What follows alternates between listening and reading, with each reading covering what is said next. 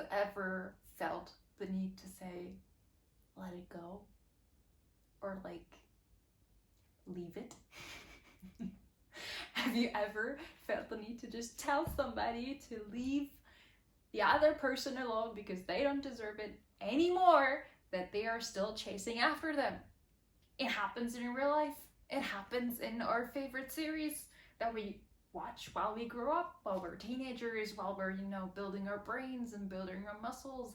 And then there are stories where people don't give up no matter the person, no matter how bad it gets. In the previous Geek of the Week episode, Nate rambled about Eren Yeager. My therapist has taken her place. Why, for the love of all that is holy in this universe, can Naruto not let Sasuke go? My cat just ran away. I am sorry. Actually, I'm not sorry, because this is the appropriate reaction that I've had ever since I've watched Shippuden and then, the War arc, which is probably gonna turn up in one of the other Geek of the Week episodes we're probably gonna do someday, and I'm gonna rant about it. I get that when you have a best friend, that when you had a very hard early life, there's something that you can cling onto. That doesn't mean you should follow them around for almost 800 episodes and almost be in a one-sided homoerotical relationship, but that does mean... I think it was two-sided. I mean, they kissed, like, what? 2 times. 2 times? 2 times, yes. Yes, 2 times. Oh, that was crazy. Like, what's going on there? What's going on? The canon, I don't believe Naruto will end up with Hinata, but that is a different story altogether. We're here to ask, why, Naruto? Why? Of course Sasuke is precious. He is a friend to him, one of the first people who is actually engaging with him. They're kind of a family with Team 7, and I do get that he sees the path that Sasuke is on, down the path of vengeance after meeting his big brother, whom actually I do love, but that's another story. And when he goes to Orochimaru, I totally get that they're like, no bro, go away. Like, there is no way I can say PG-13, but Orochimaru tried to be inside him. Wow. I get that when he goes, like when your best friend goes to a creepy snake dude, you want to get him back. Totally fine. And up until the very first meeting with Sasuke and Naruto Shippuden, I do understand that he wants to get him back, that they're actually looking for him, because they've heard nothing. They don't really know if he's like being held captive. Is he a slave? Is he whatever, right? So you would try to get him back. I do get that after that, he's still like, okay, come back, please. But then there's a point. There is a point, and I will just, for this video here, and tell me if you think it would be a different point, but for me, it was called the Kage Summit, where all the Kages from the different villages come together to talk about Akatsuki and also Sasuke Uchiha. And he attacks all of the world leaders. Can we also talk about how fucking stupid that is, by the way? I know he's strong. I get that.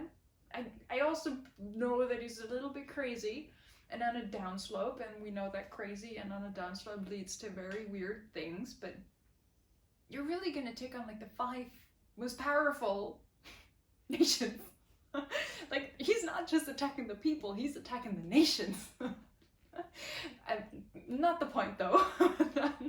But that was the point for me where I was like, okay, this guy needs to be stopped. He does need a hug, and he does need like therapy. There's a point in life where if a person doesn't stop, you have to kind of punch him in the face instead of being like, Sasuke, come back to the good side. Sasuke, come back to the good side.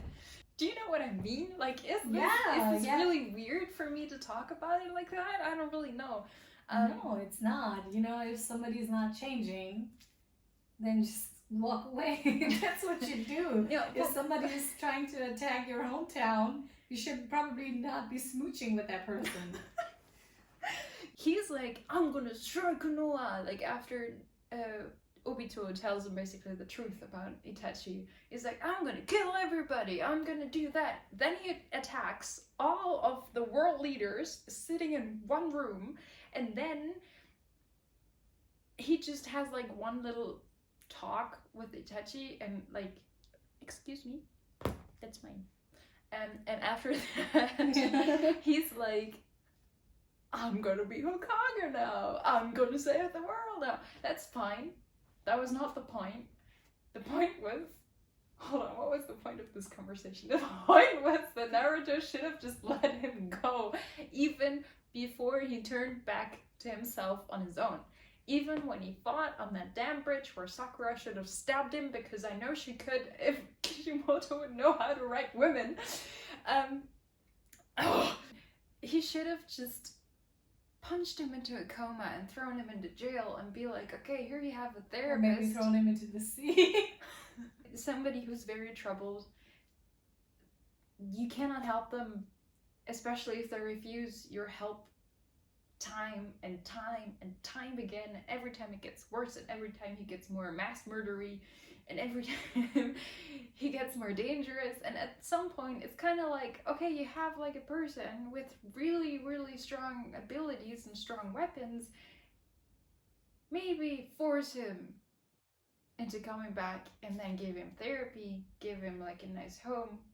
At first in a very like watched area like jail.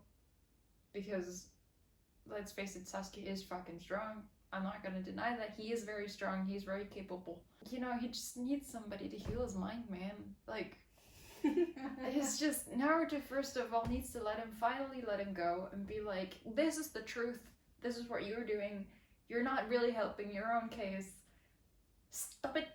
But the question now is, in the end, Naruto succeeded. Sasuke did become good again. Like, why is this a troubled idea to still hang on to Sasuke? Because to be honest, what if that turned out like this in real life too? I don't think in real life it would have turned out that way, to be very honest. I think it would have turned him into different, like a Ted Bundy, just on a bigger scale. But I do think Naruto should have let him go, because in the end it wasn't Naruto who brought it back. I don't think. Because the change of mind, it happened while he was talking with Itachi while fighting Kabuto about learning to deal with his trauma, essentially. He learned to deal with his demons, but not with Naruto. Naruto to him was an obstacle up until the very end, right? I mean, they even fought each other after the freaking war. And then he only came back and he was thrown into jail. And by the way, he was released. Like, I don't get that.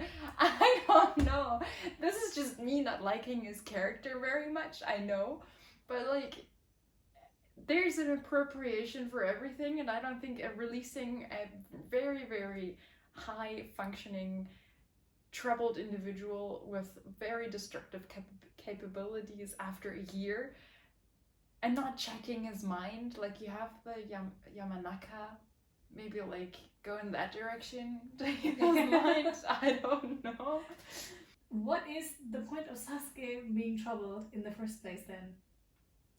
That is my question exactly too, because at the very end, and this is one of the reasons why I really did not like the war arc, they cut it down to fate, while it should have been personal struggle.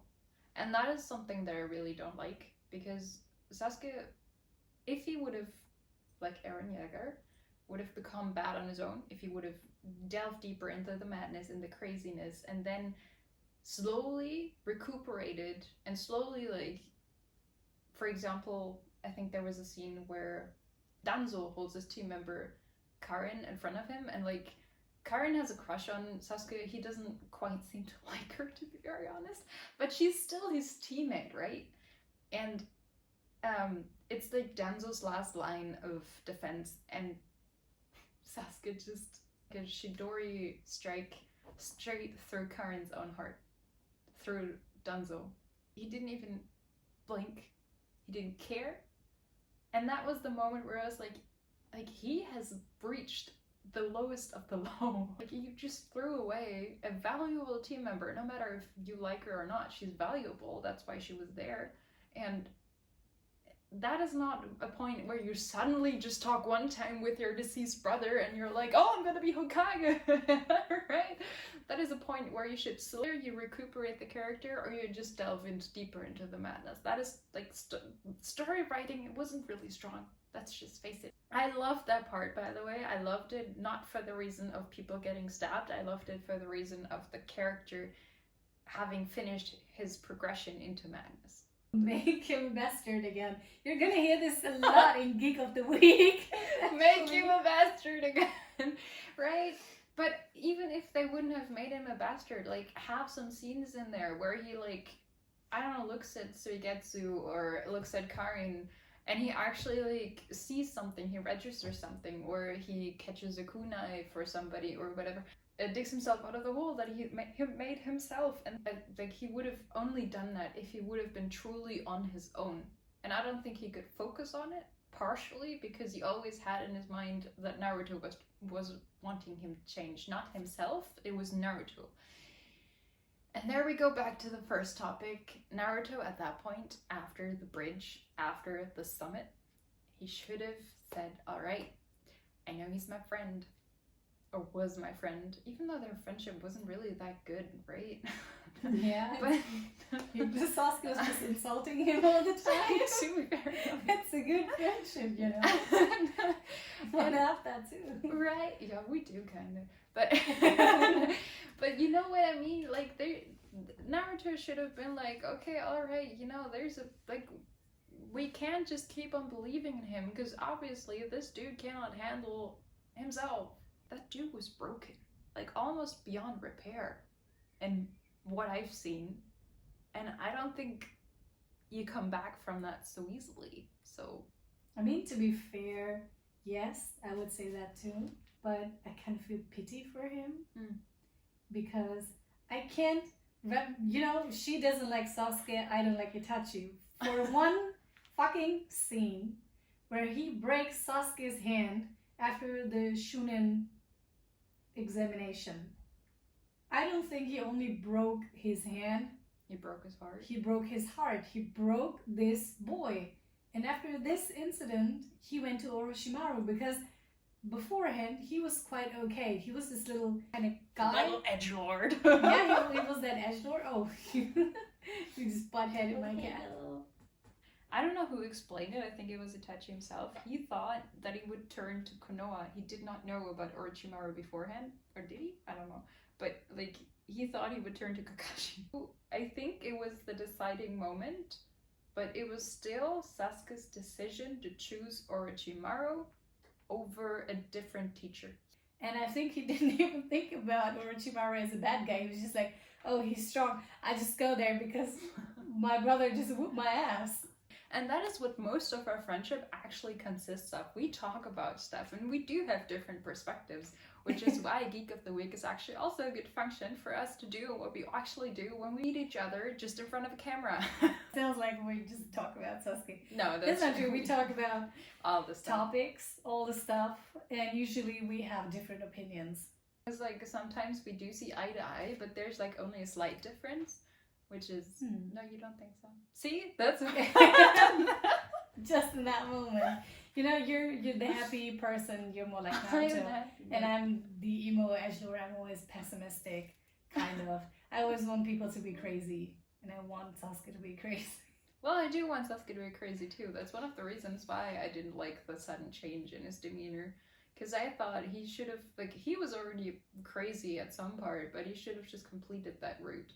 And then maybe he could have become like Loki from Avengers. I think while he never really went crazy, he was never a hero, but he was also never really an entire antagonist. And that is kind of where I see Sasuke, where he should have gone at the very end. Not being a hero, not being the antagonist, but kind of being something in between. And that would have been really cool. But I didn't write it. Damn it, why didn't I write it? If you don't like me anymore, I'm sorry. But if you do share some opinions, if you have different variations of, or if you have different perspectives on the topic, I would be very interested to hear. I'm not closed off from criticism or from like different opinions. It's not like everybody has their own perspective, and as you've seen just now, the two of us do have different perspectives on this topic, and that is also very interesting to hear. So if you like this, please click the like button, leave a comment if you're interested, and if you want to see more, subscribe. Bye.